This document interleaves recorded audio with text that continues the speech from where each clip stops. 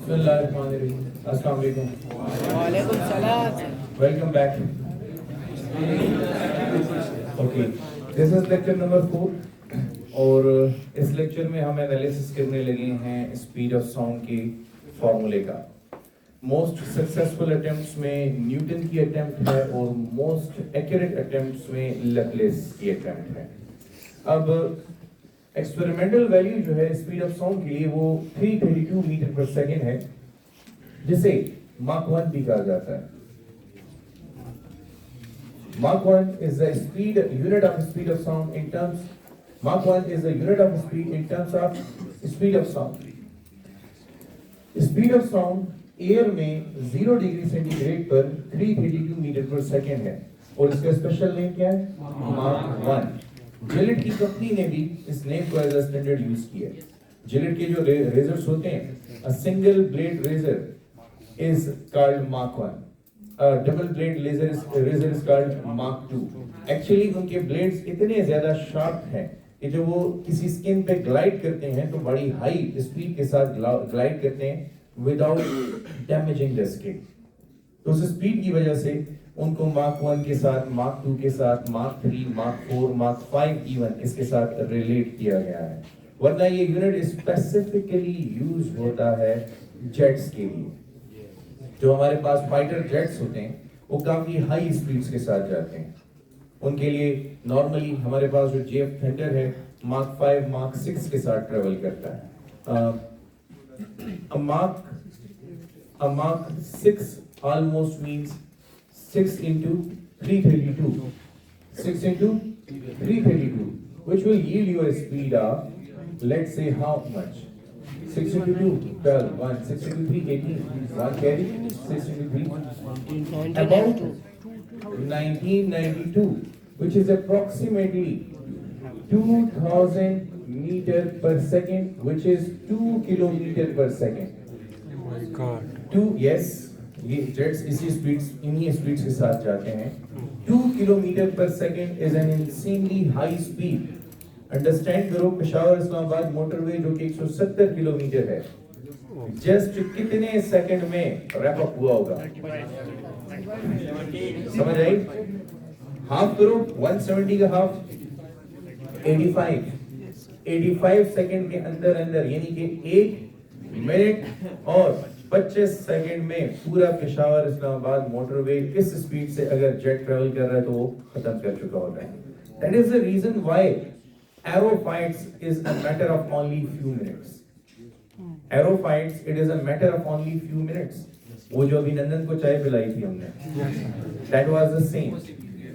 क्योंकि उन दिनों जब ISI को रिपोर्ट मिल चुकी थी कि इंडिया अटैक करने वाला है या इंडिया अटैक कर सकता है, तो they were ready. India, they were thinking कि बस हम आएंगे, बॉम्ब गिराएंगे और चले जाएंगे. They didn't come prepared. यहाँ पर हमारे 2 जेट्स हमेशा एयरबोर्न रहते थे। उनमें एक जेट सरहदों की निगरानी के लिए बॉर्डर्स की तरफ ट्रेवल करता था, हमारी एयर बॉर्डर्स की हिफाजत करता था, और दूसरा जेट वापस आके रिफ्यूलिंग करता था। फिर जब ये जेट रिफ्यूल हो चुका होता था तो ये रवाना हो जाता था और पहला जेट वापस आ रहा होता था। इंडिया अपने साथ बैलिस्टिक मिसाइल्स लेके आ रहा था, यानी air to ground missile, and they were not prepared for any air to air missiles, air to air fight.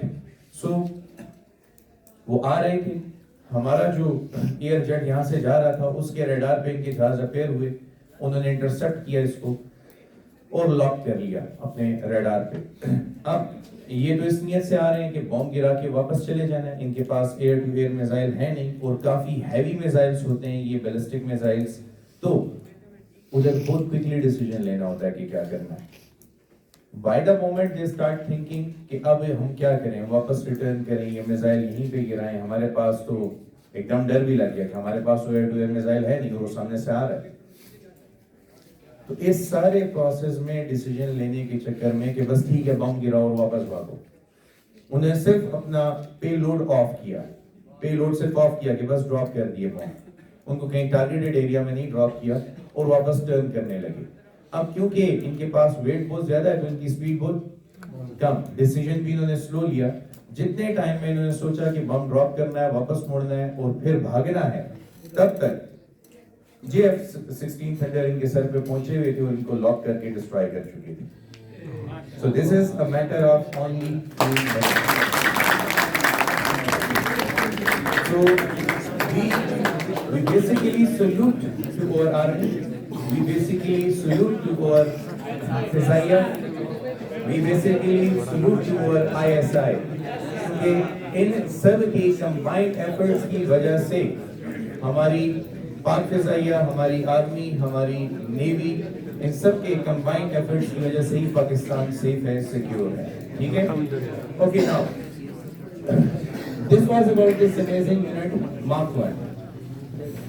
अब बात करते हैं थियोरेटिकली जो स्पीड ऑफ साउंड है. गाइस, थियोरेटिकली जो स्पीड ऑफ साउंड है, it is the ratio of square root of ratio of elastic modulus to density of the medium. Elastic modulus and density of the medium. E is the elastic modulus. It is defined as the ratio of stress by strain. आपने जिस elastic modulus को पढ़ा है वो Young modulus है. Young modulus is the ratio of stress to strain, but that strain and stress are tensile stress and tensile stress. यानी ऐसी stress जो सिर्फ length में तब्दीली पैदा करे. वरना देखो इधर देखो, अगर मैं इसको दोनों एंड से पकड़ के परपेंडिकुलर फोर्स लगा के स्ट्रेच करूं या कंप्रेस करूं परपेंडिकुलर फोर्स लगा के, तो उसकी लेंथ चेंज हो. तो ऐसी फोर्सेस जो सिर्फ लेंथ चेंज करें, ऐसी स्ट्रेस जो सिर्फ लेंथ चेंज करे, वो टेंसाइल स्ट्रेस कहलाएगी और उसका मॉडुलस यंग मॉडुलस कहलाएगा. इसके अलावा भी मॉड्यूलाई हैं जो चेंज इन शेप और चेंज इन वॉल्यूम के साथ डील करते हैं.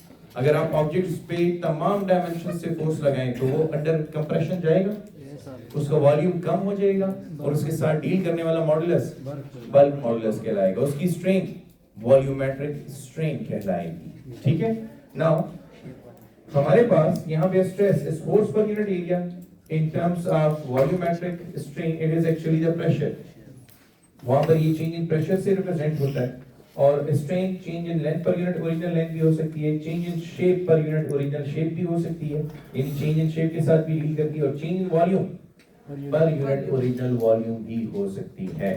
तो ये डिफरेंट किस्म की स्ट्रेस और स्ट्रेन डिफरेंट किस्म के मॉड्यूलाई को जन्म देती हैं. और वो कौन कौन से हैं?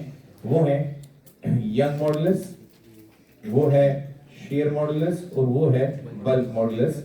यंग मॉडुलस जो चेंज इन लेंथ के साथ डील करे, शेयर मॉडुलस जो चेंज इन शेप के साथ डील करे, और बल्क मॉडुलस जो चेंज इन वॉल्यूम के साथ डील करे.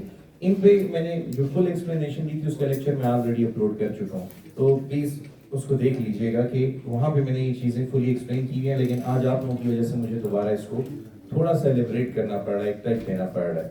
ओके, अब आते हैं, लुक एट इट. ये कौन सी वैल्यू है?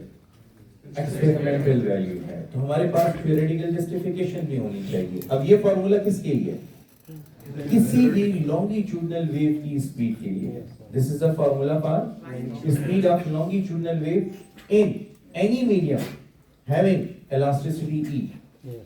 मसलन लॉन्गिट्यूडनल वेव्स तो स्प्रिंग में भी पैदा हो सकती हैं. लॉन्गिट्यूडनल वेव्स तो साउंड वेव्स हैं जो एयर में हैं, वो वाटर में भी जा सकती हैं. तो डिफरेंट मीडिया में डिफरेंट किस्म की लॉन्गिट्यूडनल की वेव्स के लिए एक ही जनरल फार्मूला है, v √E by rho. अब ये फार्मूला डिराइव करने के लिए न्यूटन ने जो पहली कोशिश की, इससे स्पीड ऑफ साउंड का फार्मूला डिराइव करने के लिए, ये तो हमारे पास मौजूद है. इसी फार्मूले से स्पीड ऑफ साउंड के लिए फार्मूला डिराइव करने के लिए जो न्यूटन ने पहली कोशिश की, तो उसके हाइपोथेसिस के मुताबिक सबसे पहली बात, air is a good conductor of heat. Air is a good conductor of heat. Acha. And the process of propagation of sound waves in air is an isothermal process. जब sound waves air में travel करती हैं, तो air में sound waves की propagation कौन सा process है? आइसोथर्मल प्रोसेस है. अब आइसोथर्मल प्रोसेस होने का क्या मतलब है? Iso means therm refers to heat या टेम्परेचर. तो ऐसा प्रोसेस जिसमें हम सिस्टम को हीट दें लेकिन टेम्परेचर चेंज नहीं हो, उसको हम क्या कहेंगे? आइसोथर्मल. तो आइसोथर्मल प्रोसेस की निशानी है कि इस प्रोसेस में टेम्परेचर थ्रू आउट क्या रहेगा? कांस्टेंट रहेगा. अब उसने वजह बताई कि टेम्परेचर कांस्टेंट क्यों रहेगा. तो साउंड वेव एक लॉन्गिट्यूडनल वेव है. Look at this longitudinal wave. Longitudinal waves they consist of compression and rarefaction.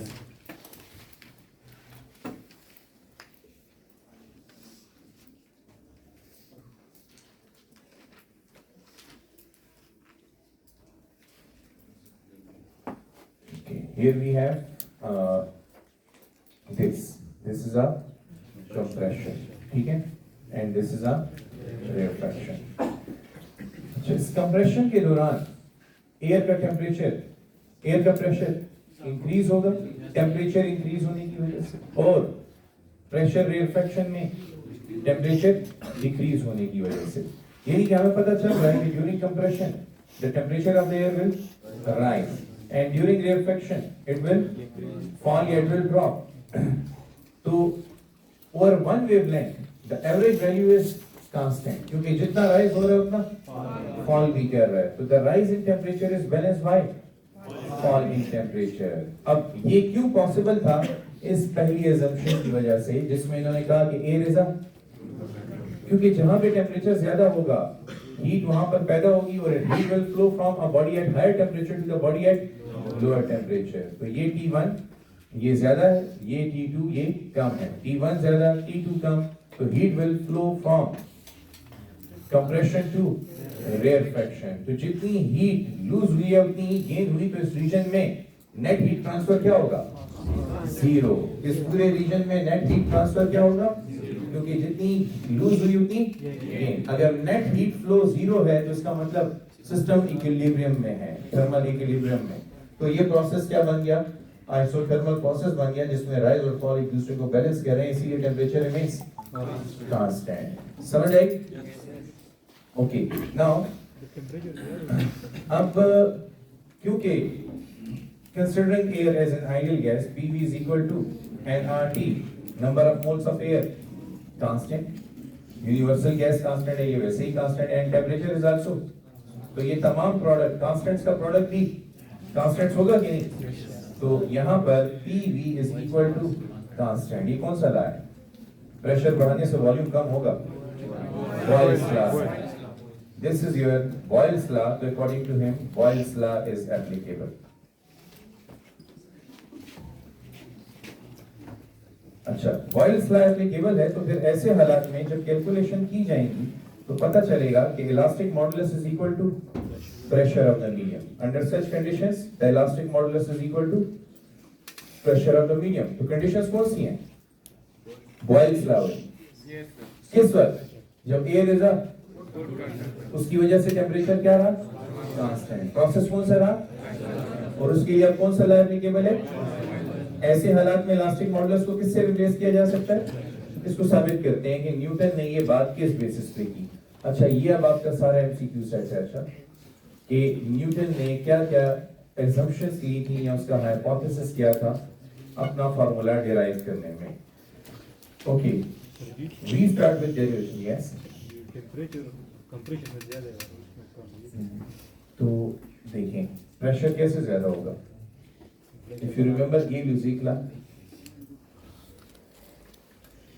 Pressure is directly proportional to temperature. अगर किसी कंटेनर में गैस मौजूद है और आप उसका टेम्परेचर बढ़ा रहे हो, उसके मॉलिक्यूल्स की वाइब्रेशंस इंक्रीज, तो उसका प्रेशर भी ज्यादा होगा. तो ड्यूरिंग द कंप्रेशन ये पार्टिकल ऑफ द मीडियम एक दूसरे के करीब आ गए. ठीक है, तो इस रीजन में प्रेशर इंक्रीज हुआ है, which is due to increase in temperature of the system. Molecular vibrations, actually देखो साउंड वेव आने से पहले पार्टिकल्स रेस्ट पे हैं. जब साउंड वेव आएगी तो फिर उनकी काइनेटिक एनर्जी बढ़ जाएगी. तो काइनेटिक एनर्जी बढ़ी है, मीन टेम्परेचर भी बढ़ा है और प्रेशर भी बढ़ा है. This is what we think कि साउंड वेव नहीं थी तो ये पार्टिकल्स तो रेस्ट पे थे, खुद से खुद मूव नहीं कर सकते. And waves are energy carriers. So when a wave come to that region, the particles of the medium they start vibrating. तो उनकी काइनेटिक एनर्जी इंक्रीज हुई, मीन उनका टेम्परेचर इंक्रीज हुआ. Got it? काइनेटिक एनर्जी ज्यादा होगी, दूर नहीं जाएंगे उनका मोशन. तो वो तो हो रहा है ना, वो अपनी जगह पे खड़े होके टू एंड फ्रो मोशन करेंगे. कंप्रेशन भी पैदा हो रहा है, रेयरफैक्शन भी पैदा हो रहा है. ओके, डेरिवेशन में देखें, we start with this. PV is equal to constant. PV constant होने का क्या मतलब है कि कहीं पे अगर प्रेशर ज्यादा हुआ तो वॉल्यूम, और अगर वॉल्यूम ज्यादा हुआ तो मैं लिख देता हूँ P1 V1 is equal to P2 V2। इस कंप्रेशन को स्टडी करते हैं। फर्ज कीजिए कि साउंड वेव्स के आने से पहले प्रेशर था P, वॉल्यूम था V, लेकिन साउंड वेव आने के बाद यहाँ पे एक कंप्रेशन आने के बाद प्रेशर इंक्रीज हुआ by an amount let's say delta P, और वॉल्यूम डिक्रीज हुआ by an amount let's say delta V। तो जितना प्रेशर इंक्रीज होगा उतना ही वॉल्यूम डिक्रीज होगा। ठीक है, ये स्टेटमेंट किसके मुताबिक लिखी गई है? बॉयल्स लॉ के मुताबिक लिखी गई है। अब आप ऐसा करो, this is know difficult derivation. Starting with Boyle's law, आपने पहले उसको प्रोडक्ट फॉर्म में लिया, उसके बाद प्रोडक्ट में वैल्यूज पुट की, अब इसको अंदर मल्टीप्लाई कर दो। PV is equal to P into V, PV, फिर P into minus delta V, minus P delta V, ठीक है, plus delta P into V, delta PV, and plus minus delta P delta V। Okay, इसको discuss करो। अब sound wave आने से ये तो नहीं है कि अगर प्रेशर बहुत ज्यादा इंक्रीज हो जाए, जैसे as I am speaking these are the sound waves in the air. तो साउंड वेव्स के ट्रेवल करने से एयर के प्रेशर में कोई सिग्निफिकेंट इंक्रीज नहीं आ रहा, ना ही उसके वॉल्यूम में कोई सिग्निफिकेंट डिक्रीज आ रहा है। सो वी से the increase in pressure is very small, let's say it's 1 by 10, and the decrease in volume is also very small. So 1 by 10 into 1 by 10, 1 by 100, which is 0.01. ये value क्या थी? 0.1. ये value क्या थी? 0.1. और the product, which means the product is very small. Though small quantities का product भी small होता है, और भी small होता है उनसे। तो इसका मतलब this term is negligible. हम इस term को easily neglect कर सकते हैं। और ये negligible term है as compared to other terms existing in the equation। अच्छा, ये देखो, ये दोनों सेम है, कैंसिल होंगे, या फिर ये पॉजिटिव है उधर जाके, और PV minus PV is 0, तो you get 0 is equal to minus P del V plus delta P into, ये नेगेटिव इधर आके, so we write P delta V is equal to delta P V। इस V को इधर shift करें, we get P delta V divided by V is equal to delta P, या फिर P की वैल्यू निकाल लें तो P is equal to delta P divided by delta V by V। अच्छा, इधर देखो, ये डेल्टा P बेसिकली किसको रिप्रेजेंट कर रहा है? स्ट्रेस को, और वो डेल्टा V by V वो स्ट्रेन को रिप्रेजेंट कर रहा है कि नहीं? हमने यहाँ पे देखा स्ट्रेन की 3 ब्रांचेस बनाई हुई हैं कि स्ट्रेन वॉल्यूमेट्रिक भी हो सकती है, शेप वाली भी हो सकती है, और लेंथ वाली भी हो सकती है। तो अब देखो, ऊपर है स्ट्रेस और नीचे है strain, the ratio of stress by strain is तो यहाँ पे pressure of the medium is equal to elastic modulus R, elastic modulus is equal to pressure of the medium. ऐसे केस में इलास्टिक मॉडुलस किसके बराबर हो गया? प्रेशर ऑफ द मीडियम के बराबर हो गया। So if you put value in this your equation number 1 from equation number 2, so by putting 2 in 1, we get V is equal to square root P by rho, and this is now called Vn, as we said कि Newton के मुताबिक elastic modulus किसके बराबर है? Pressure के बराबर है। तो फिर ये Vn क्या रिप्रेजेंट करेगा? Newton volume. The speed of sound in accordance with Newton is the ratio of square root of pressure to density of the medium। Okay, हम ऐसा करते हैं कि हम मीडियम का प्रेशर कैलकुलेट करते हैं। So for pressure calculation we use mercury barometer. Mercury barometer study किया है? केमिस्ट्री में ना? ओके, मर्करी बैरोमीटर में अगर देखें, ये एक ओपन कंटेनर है, और इस ओपन कंटेनर में V4 मर्करी, हम उसमें मर्करी ऐड कर देते हैं। यहाँ पे एक कॉलम होता है, और इस कॉलम में मर्करी रेज कर सकता है ड्यू टू एटमॉस्फेरिक प्रेशर। फर्ज कीजिए ये रेड कलर की वेवी लाइंस मर्करी को रिप्रेजेंट कर रही है। तो क्योंकि ये एक ओपन कंटेनर है, तो इस ओपन कंटेनर पे प्रेशर एक्सर्ट होगा due to atmosphere, molecules of the atmosphere. तो प्रेशर एक्सर्ट हो रहा है, जिसकी वजह से ये मर्करी इस ट्यूब में राइज करेगा। तो ये मरकरी इस ट्यूब में राइज कर रहा है, ठीक है। अच्छा, ये किसकी वजह से? इस एटमॉस्फेरिक प्रेशर की वजह से। एटमॉस्फेरिक प्रेशर की वजह से इसके ऊपर फोर्स लगी जो इसको ऊपर लेके गई है। तो एटमॉस्फेरिक प्रेशर की जो फोर्स है वो फोर्स अपवर्ड है, लेकिन इसका वेट W डाउनवर्ड है। तो ये दोनों जब इक्विलिब्रियम में आएंगे तो ये लेवल स्टेशनरी हो जाएगा। Yes sir. अच्छा, जब हम हाइट मेजर करते हैं इस मरकरी कॉलम की तो ये रिजल्ट आता है 76 सेंटीमीटर या 760 मिलीमीटर, 760 मिलीमीटर। ओके, अब जो प्रेशर कैलकुलेट करने का फार्मूला है P is equal to rho g h, पढ़ा है? Yes sir. आर्चिमीडेस प्रिंसिपल में भी Yes, sir, आपने इसको पढ़ा है, देखा yes, sir. और चैप्टर नंबर 6 में भी मैं इसे टीच कर चुका हूँ। P is equal to rho g h. अब ये रो क्या है? It is a density of mercury. It is a density of mercury. अच्छा, एज अ साइड कैलकुलेशन मैं ये आप लोगों को फिर भी प्रूव कर दूंगा। Pressure is force per unit area, और यहाँ पे फोर्स किसके बराबर है? वेट की। तो वेट अपॉन एरिया, और weight W is equal to mg। इधर x से मल्टीप्लाई भी करें और x से डिवाइड भी कर दें, तो P is equal to mgh divided by area into height becomes volume, and mass per unit volume becomes, तो density into g into h। समझ आई? ये मैंने मास और इस वॉल्यूम को मास पर यूनिट वॉल्यूम कह के डेंसिटी में बंद कर दिया। So this is the formula of pressure. Okay, now put your this value in equation number 3 from equation number 4. Putting 4 in 3, we get P is equal to, V is equal to square root P की जगह density of mercury, gravitational acceleration and height of the mercury column upon density of air, क्योंकि अब हम calculation किसके लिए कर रहे हैं? एयर के लिए, वो मीडियम जिसमें साउंड वेव ट्रेवल कर रही है। अच्छा, इस इक्वेशन को हाईलाइट कर दें और यहाँ पर इन पैरामीटर्स की, तमाम पैरामीटर्स की वैल्यू, डेंसिटी ऑफ मर्क्यूरी हम जानते हैं इट इज 13.6 ग्राम पर सेंटीमीटर क्यूब। जी की वैल्यू सीजीएस सिस्टम में 980 centimeter per second.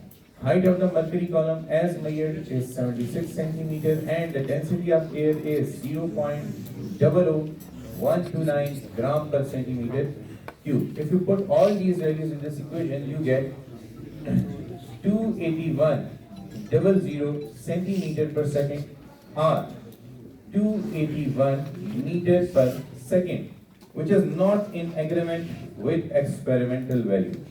If you see the experimental value, it is 332, and according to Newton's calculation, theoretically it is 281. अच्छा, experimental error 5% allowed है lab में, और यहाँ पे theoretical error जो है वो 5% से भी ज़्यादा है. If you make some calculations for error in this measurement, so here is the formula. The percentage error in the velocity is equal to the absolute of actual minus observed upon actual multiply with 100%. To put the values, the percentage error in the measurement of velocity is actual 332, observed 281 upon actual, which is 332, multiply with 100% is equal to 16% error. Theoretical 16% error means there is some blunder in the calculation or in these assumptions. So Newton की ये derivation useful नहीं थी, क्योंकि उसमें बहुत बड़ा error नजर आ रहा था हमें, ठीक है? ओके, अब चलते हैं लैप्लेसिस करेक्शन की तरफ, ठीक है? इसकी पिक्चर ले लेना। देखिए इधर हमने ये देखा कि न्यूटन की कैलकुलेशन में तो गलती मौजूद है, क्योंकि उसकी वैल्यू जो है इट कंटेन्स 16% एरर। अब लैप्लेस से क्या करेक्शन की वो स्टडी करने से पहले हमें ये पता होना चाहिए कि what is adiabatic process. Adiabatic process is a process in which no heat enters or leaves the system. Net heat exchange zero है. कोई heat ना system में enter कर सकती है ना ही leave कर सकती है. ठीक है?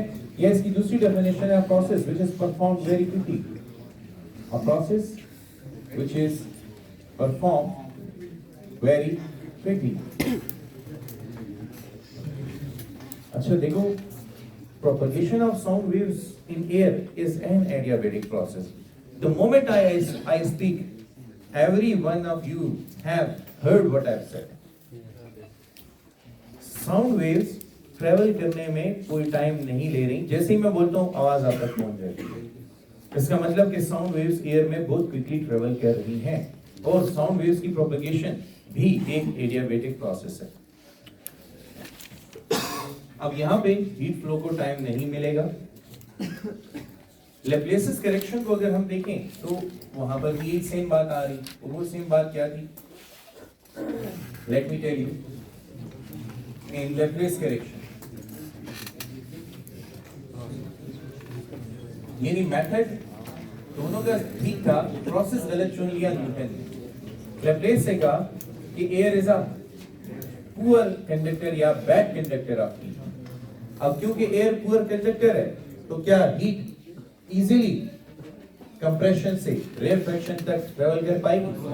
नहीं. तो जो टेम्परेचर राइज यहाँ पे आया है, क्या वो टेम्परेचर फॉल को बैलेंस कर पाएगा? नहीं. इसका मतलब राइज और फॉल बैलेंस नहीं है. समझ आई कि नहीं आई? यहाँ पे जो हीट पैदा हुई है वो यहाँ से एस्केप नहीं कर सकती. नो हीट कैन एंटर और लीव द सिस्टम. कंप्रेशन से हीट बाहर नहीं निकल सकती, रेयरफेक्शन में एंटर नहीं हो सकती. लिहाजा इस प्रोसेस के दौरान एयर का टेम्परेचर कांस्टेंट नहीं रहेगा. अगर एयर का टेम्परेचर कांस्टेंट नहीं रहेगा तो ये प्रोसेस एडियाबेटिक प्रोसेस है. तो न्यूटन ने कहा था आइसोथर्मल, लैप्लेस ने कहा एडियाबेटिक. न्यूटन ने कहा गुड कंडक्टर है एयर हीट की, लेकिन लैप्लेस ने कहा it is a poor conductor. अब बात यहाँ से चेंज हो गई. Temperature rise is not equal to temperature fall. अच्छा, ऐसे हालात में बॉयल्स लॉ एप्लीकेबल नहीं है, उसको मॉडिफाई करना पड़ेगा. The modified Boyle's law is Pv to power gamma is equal to constant. Pv to power gamma is equal to constant. Now what is this gamma? Gamma is the ratio of heat absorbed at constant pressure to heat absorbed at constant volume. इससे बताना ये हम चाहते हैं कि system constant pressure पर constant volume के मुकाबले में गैमा टाइम्स ज्यादा हीट एब्जॉर्ब करता है. जैसे एयर के लिए गैमा की वैल्यू है 1.41. तो अगर मैं एयर को कांस्टेंट प्रेशर पर भी हीट अप करता, कांस्टेंट वॉल्यूम पर भी हीट अप करता, तो एयर कांस्टेंट वॉल्यूम के मुकाबले में कांस्टेंट प्रेशर पर अगर मैं इसको 100% से मल्टीप्लाई करूं तो रिजल्ट क्या आएगा? 141% आएगा कि नहीं? तो एयर कांस्टेंट प्रेशर पर कांस्टेंट वॉल्यूम के मुकाबले में 41% ज्यादा हीट एब्जॉर्ब करती है. कैसे? मैं आपको थ्योरेटिकली समझाता हूं. देखो, यहां पर एयर है, एक प्रेशर कुकर में हमने उसको बंद कर दिया. ठीक है, प्रेशर कुकर है तो यहाँ पे कैप फिक्स हुई है ना, क्या वॉल्यूम इंक्रीज हो सकता है? नहीं. अब अगर मैं सिस्टम को हीट देता रहूं तो इवेंचुअली क्या होगा? डेडलाइन आ जाएगी, प्रेशर इतना ज्यादा बढ़ जाएगा कि एक्सप्लोड करने का खतरा होगा. तो मैं अब यहाँ पे एक लिमिटेड अमाउंट ऑफ हीट दे सकता हूँ.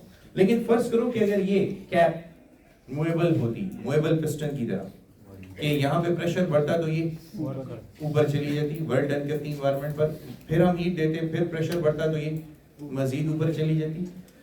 तो अब यहाँ पे नोटिस करो कि कांस्टेंट वॉल्यूम पर सिस्टम ज्यादा हीट एब्जॉर्ब नहीं कर पा रहा. डेडलाइन आ गई, एक्सप्लोड कर सकता है, लेकिन कांस्टेंट प्रेशर पर सिस्टम ज्यादा हीट एब्जॉर्ब, आपकी मर्जी जितनी हीट देते हैं, बस ये पिस्टन ऊपर जाते रहना चाहिए. आप हीट देते हैं, सिस्टम हीट एब्जॉर्ब करता रहेगा, एक्सपेंड होता रहेगा, एक्सपेंड होता रहेगा, एक्सपेंड होता रहेगा. तो अब अगर मैं ये कह दूं कि for same change in temperature, मसलन मैं चाहता हूं कि कांस्टेंट वॉल्यूम पर सिस्टम के टेम्परेचर में 10 डिग्री सेंटीग्रेड का इंक्रीज आए और कांस्टेंट प्रेशर पर भी सिस्टम के टेम्परेचर में 10 डिग्री सेंटीग्रेड का इंक्रीज आए, तो अगर मैं कांस्टेंट वॉल्यूम पर प्रेशर कुकर वाली सिचुएशन में 100 जूल हीट देता हूं 10 डिग्री सेंटीग्रेड इंक्रीज करने के लिए, तो कांस्टेंट प्रेशर पर 141 जूल हीट देनी पड़ेगी. कितनी? जो हीट देनी पड़ेगी for the same change in temperature, यानी 10 डिग्री सेंटीग्रेड बढ़ाने के लिए। वजह क्या है? देखो कांस्टेंट वॉल्यूम पे तो सारी हीट सिस्टम को मिल रही है और वो सिस्टम के टेम्परेचर को बढ़ाती जा रही है, उसकी इंटरनल एनर्जी को इंक्रीज कर रही है। लेकिन कांस्टेंट प्रेशर पर सिस्टम का टेम्परेचर भी बढ़ रहा है और वर्क डन भी हो रहा है। समझ आई कि नहीं आई? कांस्टेंट प्रेशर पर सिस्टम को हीट भी मिल रही है, उसका टेम्परेचर भी बढ़ रहा है और वर्क डन भी, एक्सपेंशन भी हो रहा है। लेकिन कांस्टेंट वॉल्यूम पर एक्सपेंशन हो रहा है, बस एक ही काम हो रहा है, सिस्टम का टेम्परेचर बढ़ रहा हो। तो आप देखें ना, प्रेशर कुकर में खाना पकाने में ज्यादा टाइम लगेगा या एक ओपन वेसल में? ओपन वेसल में, क्योंकि ओपन वेसल में क्या होगा, वर्क डन भी होगा, वो सिस्टम एक्सपेंड भी हो रहा है, वॉल्यूम की बाउंड्रीज को भी पुश कर रहा है। Is it clear? तो अब गैमा हमें क्या बताता है कि कांस्टेंट प्रेशर पर कांस्टेंट वॉल्यूम के मुकाबले में सिस्टम कितनी ज्यादा हीट एब्जॉर्ब कर सकता है। Is it clear? तो वो रेशियो हमारे पास है एयर के लिए कितनी, 1.41, यानी एयर कांस्टेंट प्रेशर पर 41% ज्यादा हीट एब्जॉर्ब कर सकती है as compare to constant volume for the same change in temperature, for the same change. You got my point? Okay, अब मॉडिफाइड बॉयल्स लॉ के मुताबिक PV to power gamma is constant. वैसे मैं इनका एक छोटा सा एनालिसिस करता हूं आपके सामने, देखें बॉयल्स लॉ और मॉडिफाइड बॉयल्स लॉ में फर्क देखें। Boyle's law PV to power 1 is constant, ठीक है, या PV is constant, और modified Boyle's law PV to power gamma is constant। Okay, क्या मैं लिख सकता हूँ pressure is inversely proportional to volume? बताइए, यहाँ पे वॉल्यूम डबल करने से प्रेशर हाफ होगा, यहाँ पे वॉल्यूम डबल करने से प्रेशर, फर्ज करो कि गैमा की वैल्यू 2 है, तो क्या मैं लिख सकता हूँ P is inversely proportional to V square? Gamma की वैल्यू मैंने 2 कंसीडर कर ली, ठीक है। अब बॉयल्स लॉ में वॉल्यूम डबल करने से प्रेशर हाफ होता है, लेकिन मॉडिफाइड बॉयल्स लॉ में वॉल्यूम डबल करने से प्रेशर 4 टाइम्स डिक्रीज होगा। मतलब समझ आया? ये फर्क है बॉयल्स लॉ का और मॉडिफाइड बॉयल्स लॉ का। गैमा का इफेक्ट उसमें आ जाता है। तो अब देखो, क्योंकि एयर पुअर कंडक्टर है तो प्रोसेस कौन सा है, तो टेम्परेचर कांस्टेंट रहेगा? No, over one wavelength temperature does not remain constant. यहाँ पे जो राइज है वो फॉल को बैलेंस नहीं कर रहा, not equal. So Boyle's law तो एप्लीकेबल है नहीं, इसलिए मैं ये नहीं कह सकता PV is equal to nRT। क्या कहूंगा? PV to power gamma is equal to nRT। Hence PV to power gamma is constant। So ये कौन सा लॉ होगा? मॉडिफाइड बॉयल्स लॉ होगा। गैमा को हम एडियाबैटिक कांस्टेंट भी कहते हैं। This gamma is also called as adiabatic constant. Okay, ऐसे हालात में elastic modulus is equal to gamma times pressure of the medium. So देखो, there are little changes. Isothermal से एडियाबैटिक, कांस्टेंट टेम्परेचर से non constant temperature, rise is equal to fall से rise is not equal to fall, Boyle's law से modified Boyle's law, elastic modulus is equal to pressure of the medium से elastic modulus is equal to gamma times the pressure of the medium. समझ आई बात? Okay, let me tell you another interesting thing. A minus B whole square is equal to, बोले, A plus B, A minus B. okay, A square plus B square minus 2AB। इसी तरह आपको A minus B whole cube भी पता होगा? Yes, you also know. But what about equation अगर इस form में आ जाए A minus B to power 1.41, ये आपने कभी नहीं देखा। आपने हमेशा स्क्वायर से या क्यूब से डील किया, उसके बाद अगर कोई ऐसी पावर आ गई जो यहाँ पे मैं आपको दिखा रहा हूँ, तो आप उससे डील करने की एबिलिटी नहीं रखते, क्योंकि आपको उसकी नॉलेज ही नहीं दी। मैं आपको बताता हूँ, यूजुअली हमारे पास एक थ्योरम है जिसको हम कहते हैं बायनॉमियल थ्योरम, जिसके मुताबिक हमारे पास एक बायनॉमियल एक्सपेंशन है। बाय कहते हैं 2 को, नॉमियल कहते हैं नेम को। एक ऐसा एक्सप्रेशन जिसमें 2 नेम्स या 2 टर्म्स हो, जैसे 1 minus a to power n, इसमें 2 टर्म्स हैं जिसकी कोई भी पावर n हो सकती है, जिसकी कोई भी पावर n हो सकती है। जब आप इसका एक्सपेंशन करोगे तो अल्लाह का नाम लेके एक्सपेंशन करें, 1 minus na plus n into n minus 1 a square divided by 2 factorial minus n into n minus 1 n minus 2 into a cube divided by 3 factorial plus n into n minus 1 n minus 2 n minus 3 into power 4 divided by 4 factorial और शाम तक जाते जाए। ये क्या है? ये आपके मसले का हल है। आपका मसला क्या है कि आपको ये नहीं पता कि इस किस्म की टर्म्स में अगर इस किस्म की पावर आ गई तो पावर कैसे कैलकुलेट होगी। तो उसके लिए हम यूज करते हैं इस बायनॉमियल एक्सपेंशन को। इसमें मैं आपको बताता चलूं कि आपको तो बहुत मजा भी आएगा और ये बता दूं कि ये आपने याद नहीं करना। These are the higher order terms which are neglected. These are higher order terms जिनको हम नेग्लेक्ट करेंगे। सो हमारे लिए simply 1 minus a to power n बिल्कुल उसी तरह है जो हम प्रैक्टिकल लाइफ में करते हैं। हमारी कौम प्रैक्टिकल लाइफ में बेसिकली कर रही होती है। मेजॉरिटी ऑफ देम जो अंडरस्टैंड नहीं करते हैं। मैं पढ़े लिखे लोगों की बात नहीं कर रहा, समझदार या इंटेलेक्चुअल लोगों की बात नहीं कर रहा। मैं बात कर रहा हूँ हमारी कौम के ना समझ लोगों की जो सुस्त हैं और तरक्की नहीं करना चाहते। ठीक है, तो जो सुस्त हैं तरक्की नहीं करना चाहते, जब वो किसी को तरक्की करते हुए देखते हैं तो वो कहते हैं यार ये तो ऊपर चला गया, मैं इसके लेवल में नहीं जा सकता। ऐसा करता हूँ इसको नीचे ले आता हूँ ताकि लेवल बराबर रहे। समझ आई? तो 1 minus a to power n को याद करने का तरीका 1 माइनस नीचे गिरा दो। समझ आई? पावर को नीचे गिरा दो। 1 minus a to power n is 1 minus n। अब ये n जो भी हो समझ आई? 1.41 हो या 2.41 हो या 3.41 हो। ओके, ये चीज आपको बताई जा रही है because I will use it here. क्यों? इधर देखो, modified Boyle's law, pv to power gamma is constant. So p1 v1 to power gamma and p2 v to power gamma is also, products are also constant. So pv to power gamma and v minus v to power gamma. Got it? मैंने सिर्फ उसी Boyle's law में modification कर दी है। अब उस modification का यूज देखना चाहता हूँ। ये है v minus delta v to power gamma। इसको पहले इस फॉर्म में लेके आना है। ये बताओ a minus b to power gamma में से a या b का कॉमन लिया जा सकता है? a minus b to power gamma में से a या b कॉमन लिया जा सकता है? लिया जा सकता है by a method called as जबरदस्ती। This is the method of taking common by method of जबरदस्ती। How? See, a minus a b divided by a multiply and divide by a। Equation में कोई फर्क पड़ा? क्योंकि ये एक्चुअली इधर है, इससे इज नॉट एक्चुअली देयर। अगर ये कैंसिल हो जाए तो दोबारा a माइनस b आएगा ना। लेकिन इसका फायदा ये हो जाएगा कि अब मैं a कॉमन ले सकूंगा तो a 1 minus b by a to power gamma. लेकिन ये क्योंकि पावर से बाहर निकला है तो इस पे भी पावर आएगी कि नहीं? सी जबरदस्ती। जब घी सीधी उंगली से नहीं निकलेगा तो टेढ़ी करनी पड़ेगी। तो हमने इससे कॉमन लिया। अब इधर देखो, इसमें से v कॉमन लेना है। मुझे बताओ कैसे कॉमन लूं v?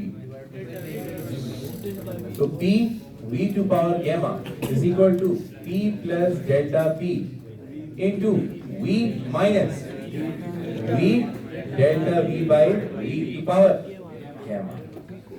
कॉमन ले लो तो p v to power gamma is equal to p plus delta p v to power gamma common 1 minus delta v by v whole power gamma. अच्छा, पहले स्टेप में देखो ये दोनों कैंसिल होंगे।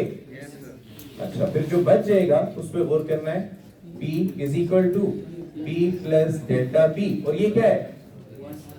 1 minus a to power n है कि नहीं?